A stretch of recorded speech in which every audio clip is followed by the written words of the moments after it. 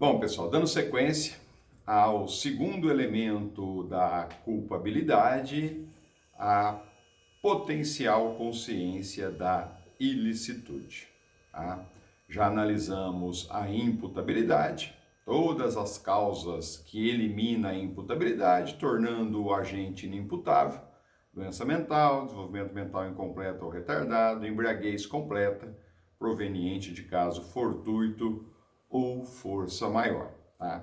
Lembrando que a emoção e a paixão não excluem a culpabilidade pela inimputabilidade do agente, ok?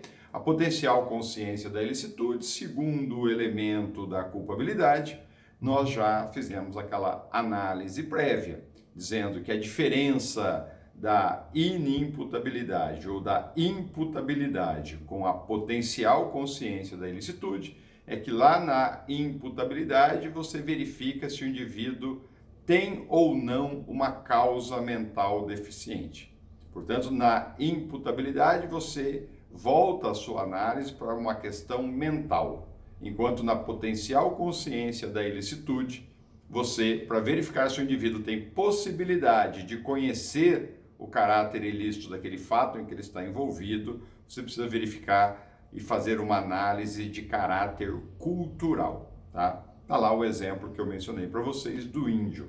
Também não esqueçam vocês que a potencial consciência da ilicitude quase sempre ela se faz presente. É muito difícil na prática você se deparar com uma situação em que o indivíduo fique isento de pena por ausência de potencial consciência da ilicitude, ou seja, estando ele com a possibilidade de provar, de demonstrar que naquele caso concreto ele não tinha consciência que aquele fato em que ele estava envolvido era um ilícito, ok?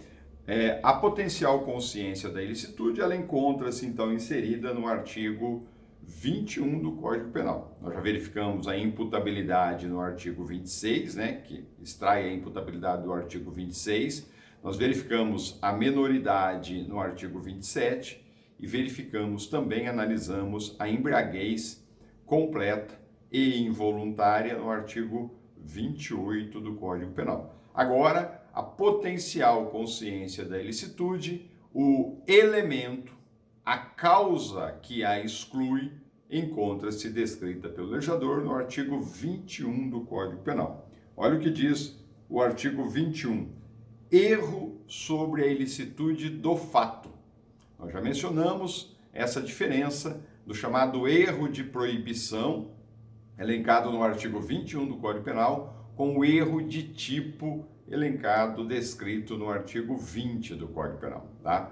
O erro de proibição é uma causa excludente da potencial consciência da ilicitude. É o erro de proibição, é quando o indivíduo está agindo num erro relacionado a um fato em que ele se encontra, é que poderá ficar demonstrado que ele não tinha possibilidade de conhecer a ilicitude daquela conduta que ele estava praticando. Tá? Portanto, o erro de proibição elimina a potencial consciência da ilicitude. Olha o que diz o legislador no artigo 21 do Código Penal. Aparece lá, erro sobre a ilicitude do fato. Lembram-se no erro de tipo? No erro de tipo, o agente se equivoca sobre os elementos constitutivos do tipo legal, os elementos formadores do tipo legal. Tá? Exemplo clássico que eu passei para vocês. Tá? A pessoa atira achando que está atirando num animal, quando na verdade ele acabou de matar uma pessoa. Agora o erro dele incidiu sobre o alguém. Ele atirou achando que era alguém animal, quando na verdade era alguém ser humano. Aí houve um equívoco, houve um erro. Esse erro é sobre uma palavra, um termo, uma expressão que compõe o tipo legal. Qual o tipo legal? No exemplo que eu acabei de mencionar para vocês, o artigo 121 do Código Penal. Agora, a causa que exclui a potencial consciência da ilicitude está relacionada com a culpabilidade quando o indivíduo se equivoca Ele comete um erro em relação ao fato em que ele está envolvido. Significa, ele conhece a norma, ele sabe que há uma norma considerando aquilo crime, mas naquele momento, até porque ele é imputável,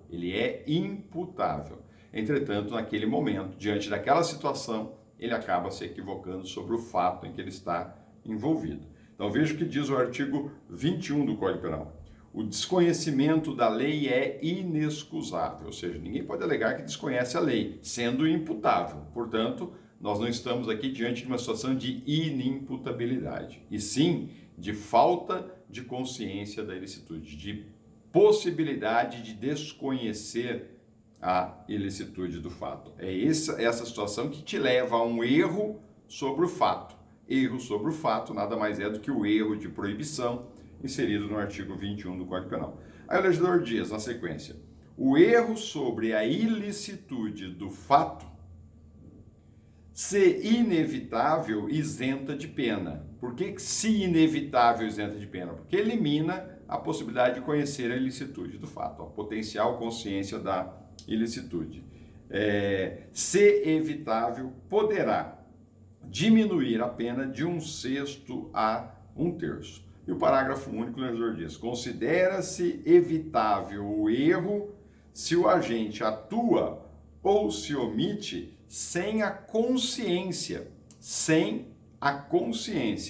da ilicitude do fato, quando lhe era possível, a potencial aí. O potencial nada mais é do que a possibilidade de conhecer ou a possibilidade de desconhecer. Quando lhe era possível, nas circunstâncias, ter ou atingir esta consciência. Significa, diante daquele fato, você precisa, então, fazer algumas perguntas para você poder identificar se há ou não potencial consciência da ilicitude, se ele estava ou não em erro de proibição, tá? Então, sempre que houver dúvida no caso concreto, se há ou não potencial da ilicitude, diante do artigo que eu acabei de ler, você precisa fazer 2 perguntinhas para você resolver isso na prática. Então, a primeira pergunta que você vai fazer é: o agente tinha consciência do caráter ilícito do fato? Então, o agente tinha consciência do caráter ilícito do fato? Toma como referência aquele exemplo que eu mencionei do índio. Ele foi criado lá na tribo, sem qualquer contato com a sociedade. Tá? Não tinha televisão, não tinha internet, não tinha acesso a nenhuma outra pessoa. Eles viviam embrenhados na mata. Tá? Aí esse índio um dia resolve sair sozinho da mata e sai caminhando e chega a uma comunidade. Ele encontra uma sociedade. Tá? E a hora que ele chega, como lá no meio da mata, ele segue as culturas da sua tribo indígena, e uma das culturas lá é ele andar nu. Ele não é inimputável, ele é imputável. Ele não tem nenhuma doença mental, esse índio. Ele é perfeito. Mas culturalmente eles andam nu, todos nus.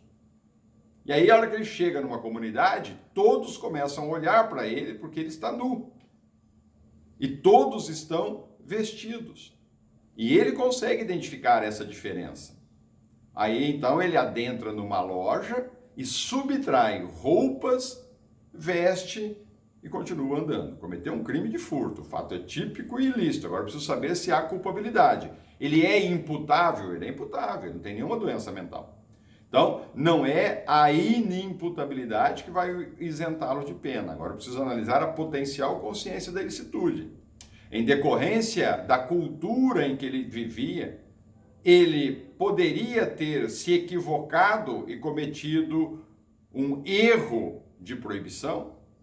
Aí você faz a primeira pergunta, levando em consideração esse índio. Então imagine essa situação e você utiliza para todos os casos que você deparar na vida prática. Então a primeira perguntinha é, o agente, então imagine nesse exemplo que eu dei, o índio, naquela situação em que ele estava, ele tinha consciência do caráter ilícito do fato?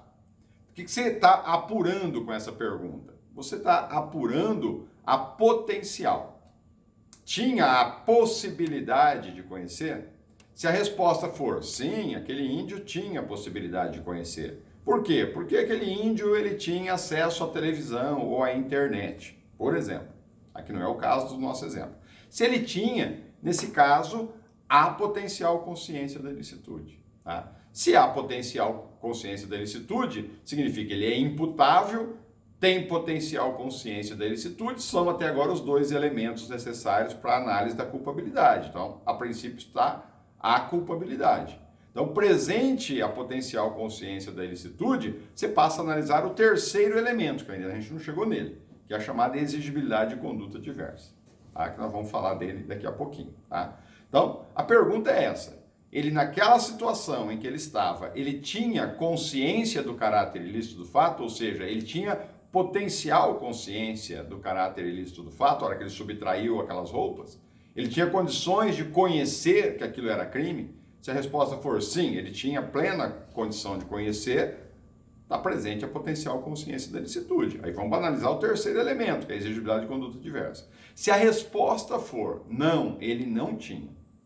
Agora, nesse caso, se ele não tinha possibilidade de conhecer a ilicitude do fato em que ele estava envolvido, agora ele está provavelmente, certamente, diante de um erro, diante de um equívoco cultural e não mental. Tá? Se ele está diante de um erro, esse erro, pelo artigo 21 do Código Penal, é um erro de proibição. Tá? Então, eu já sei, não, ele não tinha possibilidade, não tinha potencial para conhecer o caráter ilícito do fato, porque lhe faltava o conhecimento cultural daquela situação. Então, agora, provavelmente, ele está em erro de proibição. E se ele está em erro de proibição, agora o artigo 21 menciona o erro de proibição. Só que lá no artigo 21, o legislador coloca duas hipóteses de erro. Tá? Agora, ele coloca que o erro pode ser evitável ou inevitável. E dependendo de um ou de outro erro, as consequências jurídicas são distintas. Tá? Então, agora, eu preciso saber qual era o grau de erro daquele indivíduo ao subtrair a roupa para se vestir. Tá? Então, agora eu vou para a segunda pergunta. Tá? Agora, na segunda pergunta, eu afasto da seguinte forma: o agente tinha possibilidade de conhecer o caráter ilícito do fato, ou seja, de conhecer de conhecer o que ele alega desconhecer. Então, vamos esclarecer essa segunda pergunta. A pergunta é, você vai fazer agora, o agente, o indivíduo, tinha possibilidade de conhecer o caráter ilícito do fato? Por quê? Porque na pergunta anterior, a hora que você faz essa pergunta, ele diz, eu não sabia que isso era crime. Ou eu não sabia, eu sabia que era crime, mas naquela situação em que eu estava, eu achava que era permitida aquela conduta minha. Tá? Então agora vem a segunda pergunta. O agente tinha possibilidade de conhecer o caráter ilícito do fato? Ou seja, já que ele alegou que desconhecia o fato, apesar dele afirmar que desconhecia, é preciso fazer uma análise se, mesmo desconhecendo o caráter ilícito do fato alegado por ele, se naquele caso concreto haveria a possibilidade, ainda que mínima, dele ter a noção de que aquilo era considerado ilícito. Tá? Então, o legislador menciona lá, ninguém pode alegar o desconhecimento da lei.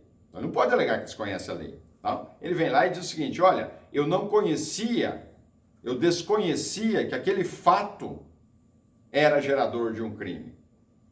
Tá? Eu sei, por exemplo, que subtrair roupas de loja é crime, mas eu não sabia que, estando eu necessitado, também seria.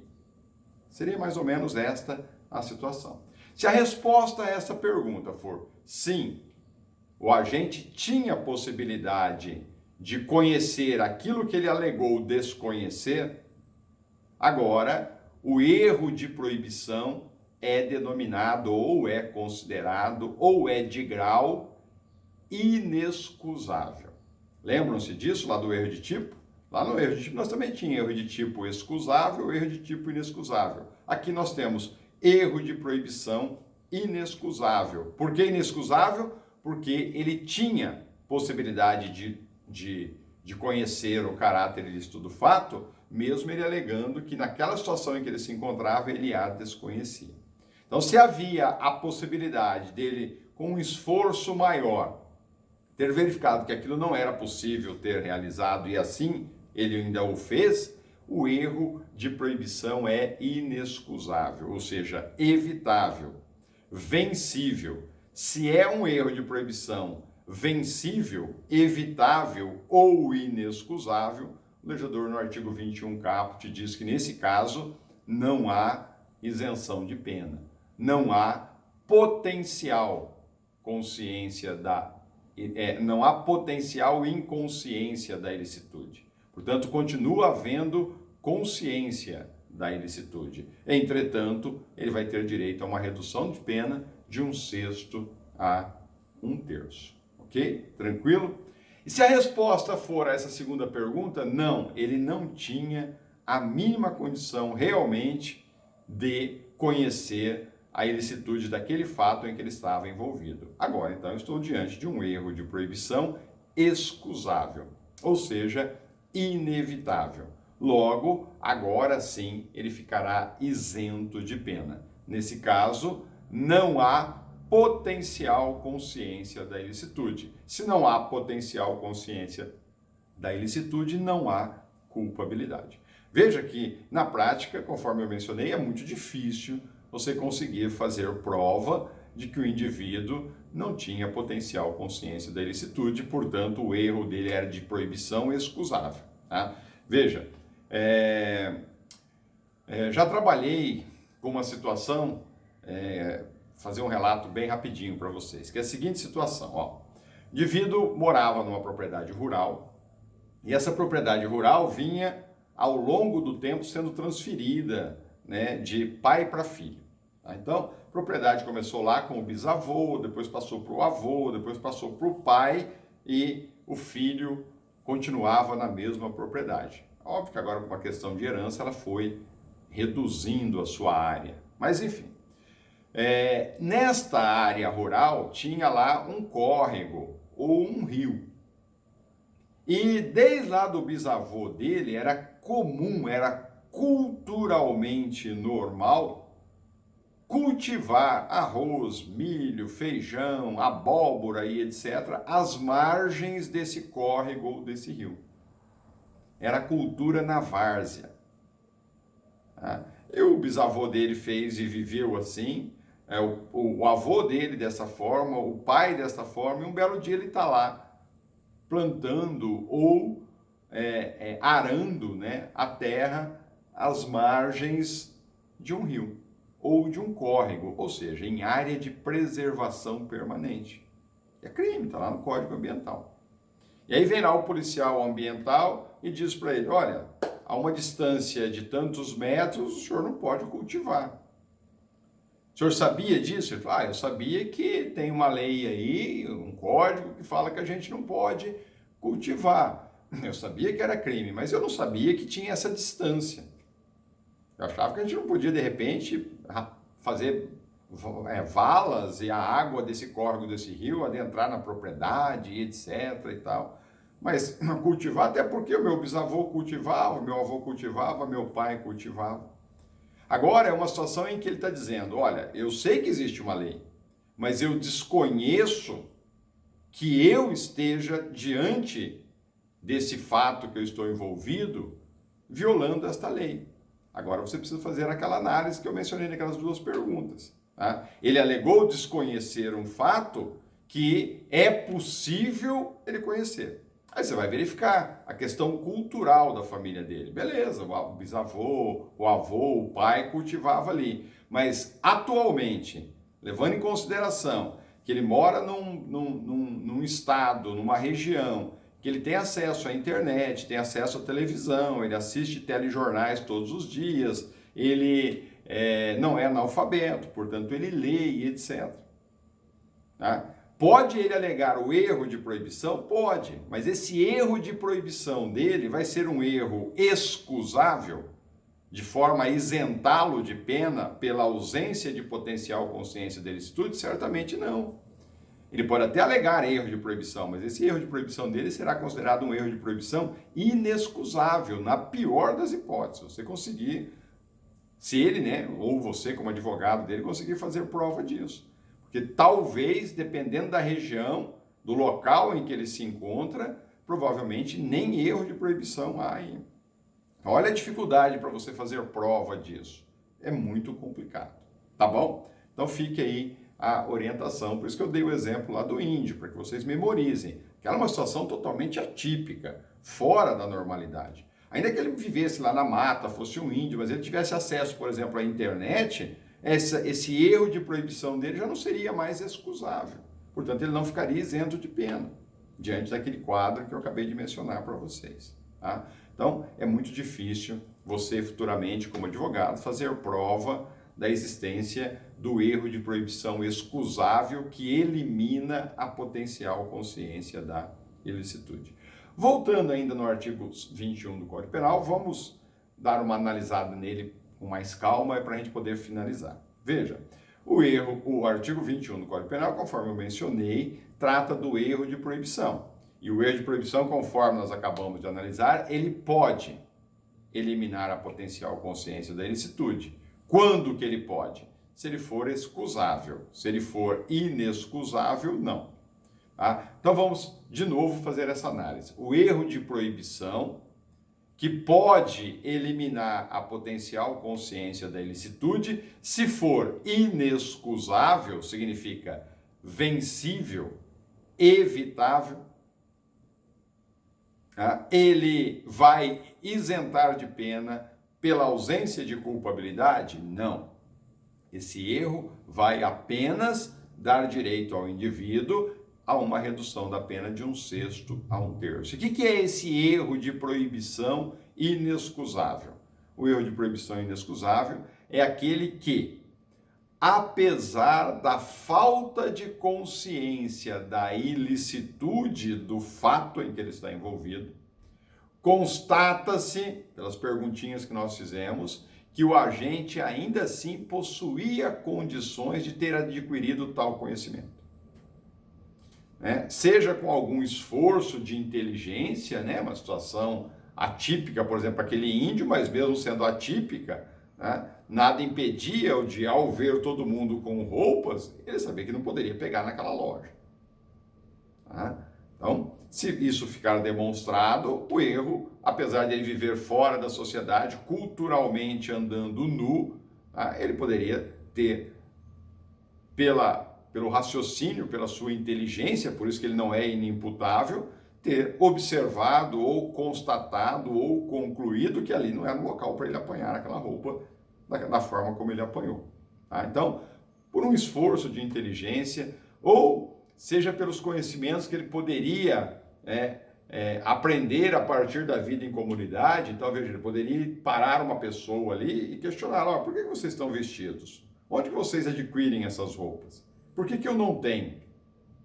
Qual é o problema de eu andar junto a vocês sem roupa, com vocês com roupa? Ele poderia questionar, fazer esses questionamentos. Se ficar demonstrado que no caso concreto isso poderia ter acontecido, o erro de proibição deste indivíduo é o erro inexcusável. É o exemplo que eu acabei de mencionar para vocês, do indivíduo que foi apanhado lá por policiais ambientais, cultivando a lavoura à beira da margem de um rio, ou numa área de preservação permanente.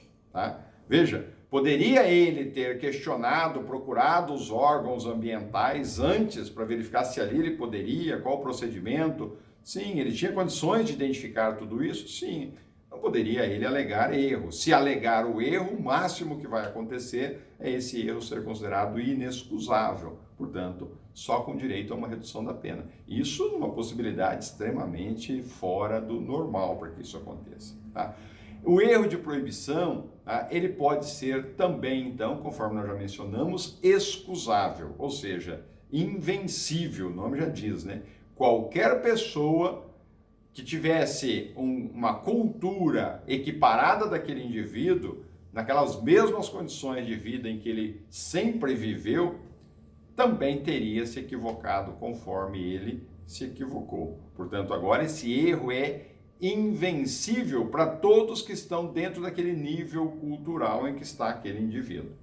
Portanto, o erro invencível, excusável, é aquele erro em que o agente, além de não dispor da consciência da ilicitude quando ele realizou a conduta, ele também não teria nenhuma condição de alcançar o entendimento, a compreensão daquela situação, daquele fato. Só este erro é capaz legalmente de isentá-lo de pena por ausência de potencial consciência da ilicitude, sendo a potencial consciência da ilicitude elemento da culpabilidade.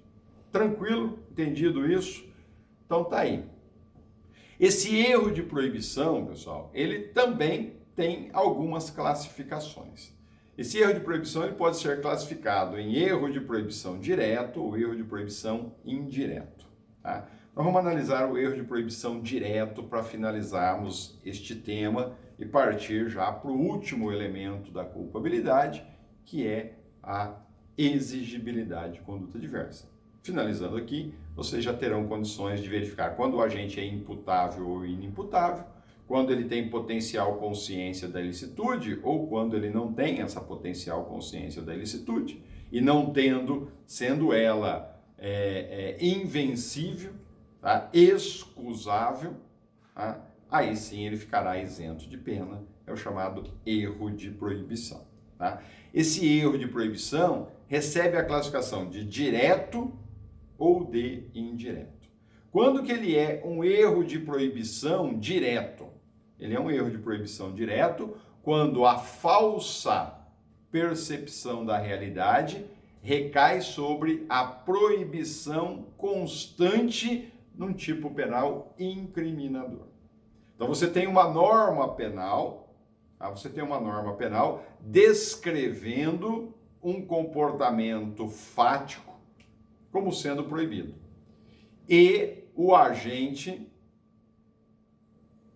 não tem percepção da realidade em que ele se encontra, ou seja, quando a falsa percepção da realidade recai sobre esta proibição inserida no tipo legal. Ou seja, o agente desconhece que a sua conduta é ilícita.